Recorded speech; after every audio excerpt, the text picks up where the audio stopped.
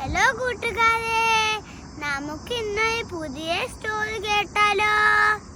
ഇന്നലത്തെ സ്റ്റോറിയിൽ ഞാൻ പറഞ്ഞ വാക്കുകളൊക്കെ നിങ്ങൾ പഠിച്ചിട്ടുണ്ടാവുമല്ലേ? എന്നാൽ കഥ തുടങ്ങാം. The story's name is The Foolish Rabbit. One day a rabbit was sleeping under a tree. ഒരു ദിവസം ഒരു മുയൽ ഒരു മരത്തിന്റെ താഴെ ഉറങ്ങുകയായിരുന്നു.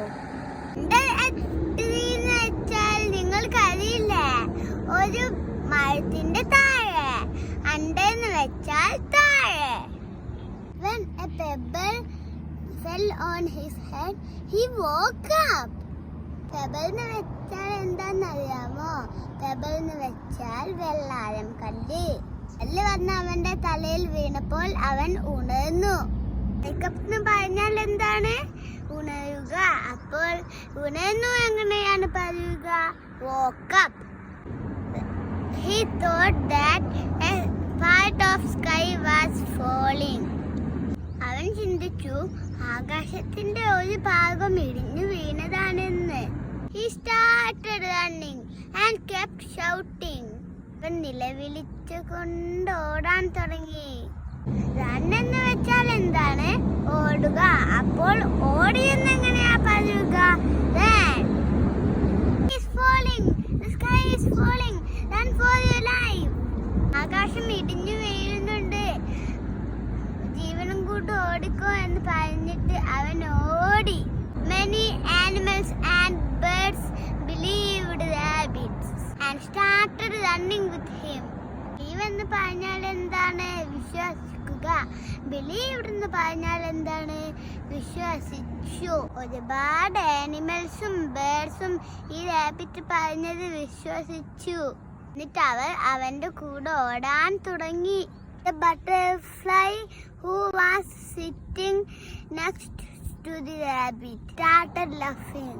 റാബിറ്റിന്റെ അപ്പുറത്തിരുന്ന ബട്ടർഫ്ലൈ അത് കണ്ട് ചിരിക്കാൻ തുടങ്ങി.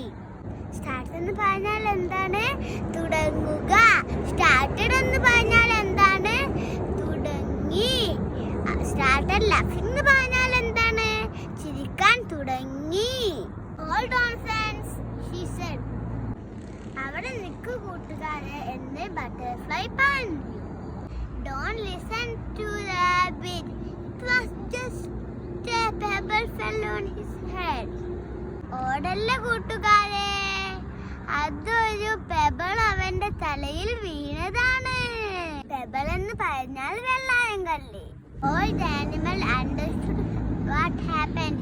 എന്താണ് സംഭവിച്ചതെന്ന് എല്ലാ ആനിമലിനും മനസ്സിലായി. They were ashamed to have believed rabbit's word. എലിന്റെ വാക്കുകൾ വിശ്വസിച്ചതിൽ അവർ നാണിച്ചുപോയി. ഇന്ന് നമ്മൾ പഠിച്ച പുതിയ വാക്കുകൾ എല്ലാവർക്കും അറിയാമോ? സ്ലീപ്പ് എന്ന് പറഞ്ഞാൽ എന്താണ്? ഉറങ്ങുക. അപ്പോൾ ഉറങ്ങി എന്നെങ്ങനെയാണ് പറയുക? സ്ലെപ്റ്റ്. അണ്ടർ എന്ന് പറഞ്ഞാൽ എന്താണ്? താഴെ. അപ്പോൾ അണ്ടർ ദ ട്രീ എന്ന് പറഞ്ഞാൽ എന്താണ്? മരത്തിനു താഴെ. വേക്ക് അപ്പ് എന്ന് പറഞ്ഞാൽ എന്താണ്? എണീക്കുക. അപ്പോൾ എണീച്ചു എന്നെങ്ങനെയാണ് പറയുക? woke up. fall എന്ന് വെച്ചാൽ എന്താണ്? വീഴുക.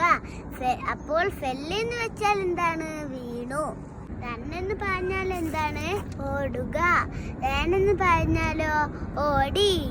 believe എന്ന് പറഞ്ഞാൽ എന്താണ്? വിശ്വസിക്കുക. believed എന്ന് പറഞ്ഞാൽ വിശ്വസിച്ചു. എന്ന് പറഞ്ഞാൽ ഇരിക്കുക. അപ്പോൾ ഇരുന്നു എങ്ങനെയാണ് പറയുക?